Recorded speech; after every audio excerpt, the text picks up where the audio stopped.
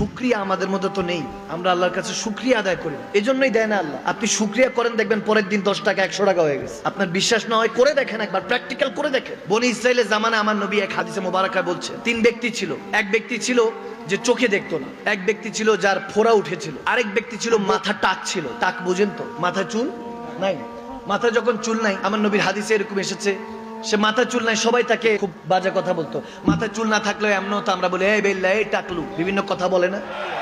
কখনো আপনি ক্রিটিসাইজ করবেন না, আরেকজনের অঙ্গ প্রত্যঙ্গ নিয়ে কখনো ছোট করবেন না। আপনি করবেন, দেখবেন আপনি বিয়ে করছেন বা আপনার এমন অভিযোগ, আপনার বাচ্চাটা এরকম বিকলাঙ্গ হতে পারে, হাত বাঁকা হইতে পারে। কখনো কাউকে ছোট করা যাবে, হ্যাপনা করা যাবে না, ক্রিটিসাইজ করা যাবে না। এখন এরকম করছো, তার কাছে আল্লাহ ফেরেশতা পাঠালেন।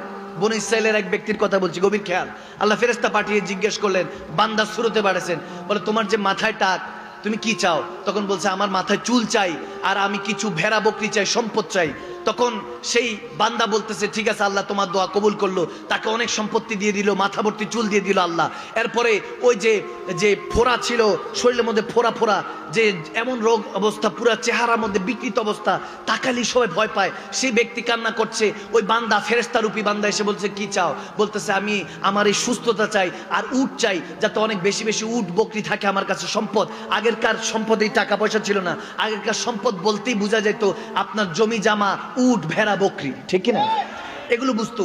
যখন এরকম বলল, আল্লাহ তার ফোড়া এগুলো সব সুস্থতা শেফা দিয়ে দিলেন, সুস্থতা দান করলেন এবং অনেক সম্পত্তির মালিক করলেন। একটা পর্যায়ে অন্ধর কাছে যাওয়া হলো, বলে কি চাও? বলে শুধু অন্ধত্ব ঠিক করতে চাই, আর আল্লাহ সুস্থতা চাই, আল্লাহ যাতে আমাকে সুস্থতা দেয় এবং আল্লাহ সেজদা যাতে আদায় করতে পারি।